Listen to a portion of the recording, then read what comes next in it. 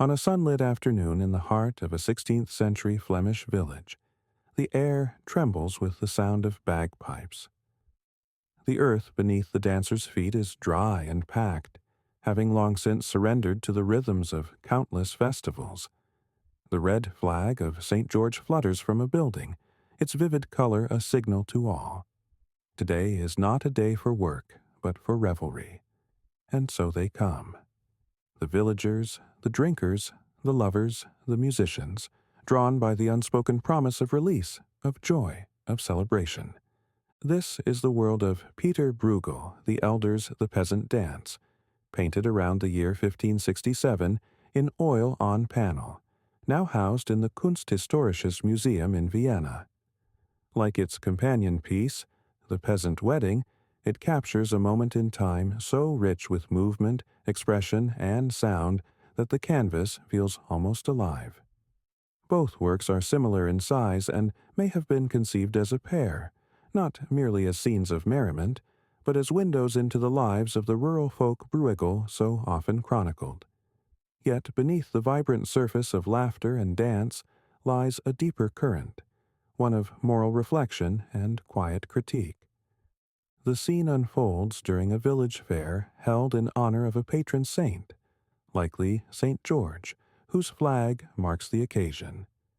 It is a day for music and dance, for beer and food, for breaking the rhythm of toil with a rhythm of another kind. At the heart of the painting, peasants whirl and stomp in joyous abandon. Their faces, roughly drawn, are flushed with drink and delight. Their limbs are in motion, clasped hands, swinging arms, feet mid-step, creating a cascade of energy that sweeps the viewer's gaze from one corner of the painting to the next. To the left, in front of the village tavern, a group has gathered around a table laden with mugs of beer and platters of food. There is conversation and laughter, drunken camaraderie, flirtation.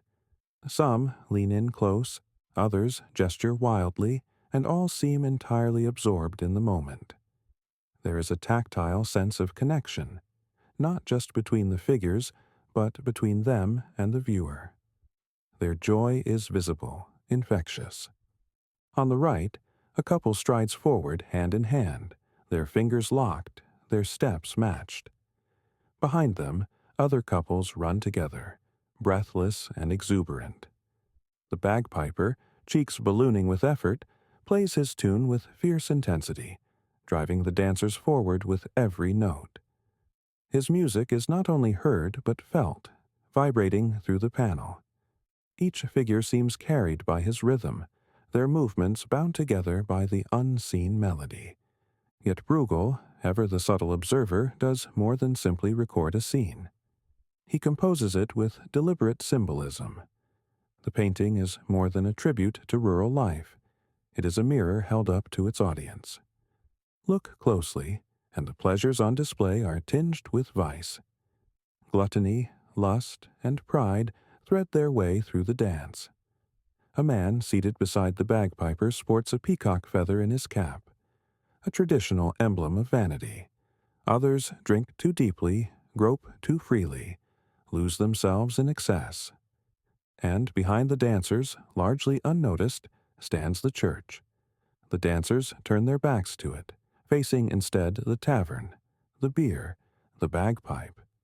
Hanging from a nearby tree is an image of the Virgin Mary, ignored, forgotten. It is not piety that moves this crowd, but pleasure.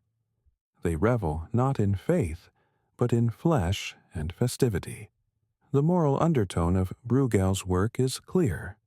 In their devotion to earthly joys, these peasants risk forgetting the spiritual world entirely. The painting's structure reinforces this contrast. The composition is divided not just into left and right, but into layers of depth. In the foreground, the figures are robust and immediate. Hands, faces, gestures dominate. They are monumentally drawn, reflecting Bruegel's late style and its Italianate influence. Their crude features are expressive, their movements broad. But in the background, space recedes. A recessional corridor opens to the left of the central figure in black, inviting the viewer deeper into the painted world. This corridor leads the eye through a sequence of faces, from the stern profile of a man at the front to a peasant woman, then a city man, and finally to a jester, smiling from the distance. Each figure seems a step along a moral continuum, from seriousness to satire, from involvement to detachment. The dancers' raised hands form an arch, framing this deeper space, echoing the church arches beyond, suggesting a passage perhaps between the seen and the unseen, the lived and the ignored. In this way, Bruegel's The Peasant Dance operates on multiple levels.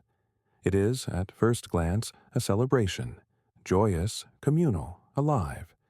But it is also a meditation, a warning, a quiet sermon delivered not from a pulpit, but from the canvas itself. The villagers' ignorance of the sacred image, their backs turned to the church, their embrace of worldly pleasures, all speak to a human tendency to forget higher truths amid earthly delights.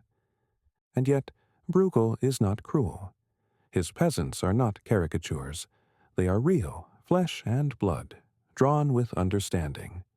Their joy is genuine, their faults familiar.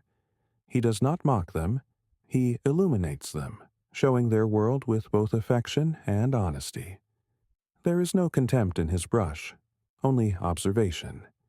In this balance lies the power of his art. Today, standing before the peasant dance, one does not merely see a historical scene. One feels it, the clatter of wooden shoes, the rasp of laughter, the pulse of music, all seem to echo from the panel. It is a festival frozen in time, yet perpetually in motion, and within it, Peter Bruegel the Elder whispers across centuries, "Watch closely. Life is more than what it seems." Beneath the dance there is a lesson. Behind the joy, a question. What do we turn our backs on when we turn toward pleasure?